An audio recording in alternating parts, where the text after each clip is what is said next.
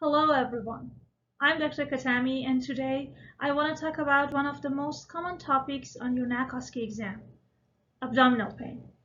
On your exam, abdominal pain can be a history taking station or both history and physical exam station.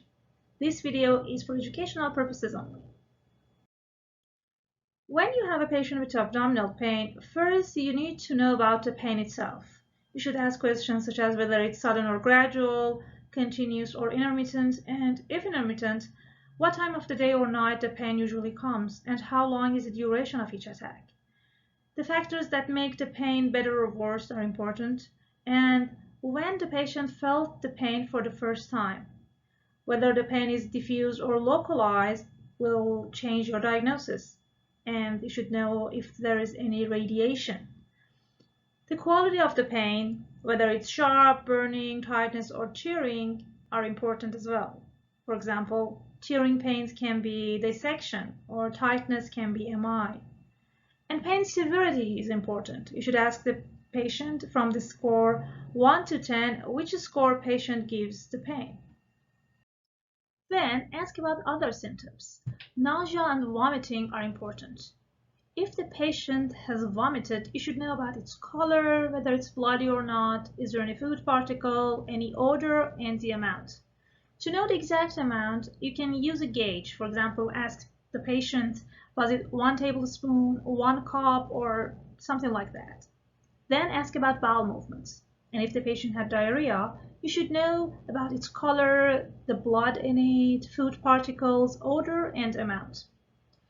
If the patient has vomiting and diarrhea, or either of them, you should consider the risk of dehydration.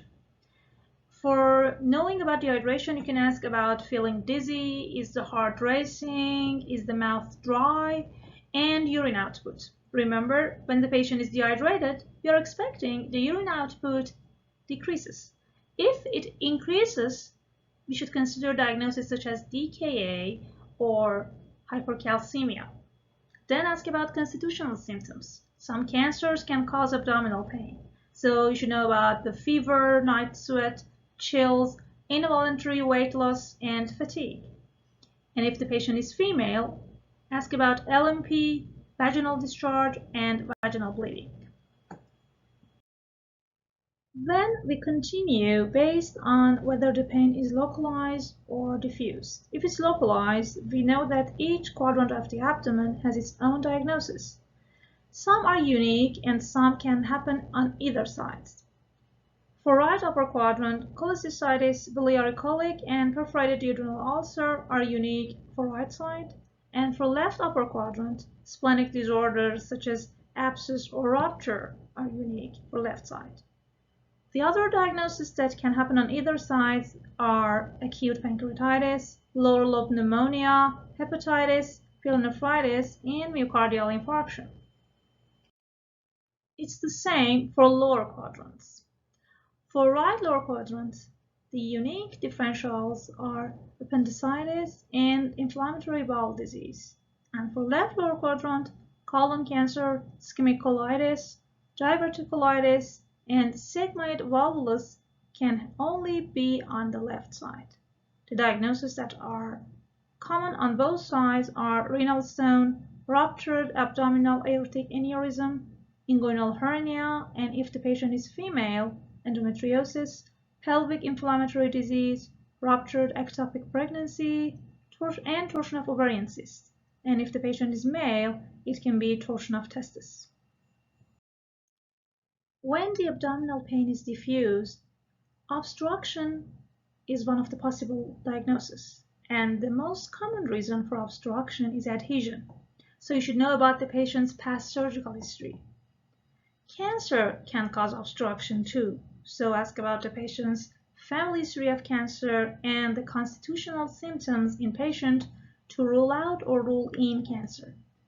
DKA and hypercalcemia can cause diffuse abdominal pain. And earlier we talked about how they can increase urine output while the patient has vomiting. Inguinal hernia and inflammatory bowel disease can cause diffuse pain. We know that they can cause localized pain too. So keep them in mind that these two can cause either diffuse pain or localized pain. Do not forget to ask about medications. Some medications such as opioids or TCA can cause paralytic ileus and abdominal pain. Past medical history is important too. Alzheimer's and diabetes can cause ileus and abdominal pain. Always ask family history and social history. Sometimes they can give you a very good clue to help you to reach the final diagnosis on the last moment. It's the end of my presentation. Thank you for your attention, and I wish you all the luck on your exam.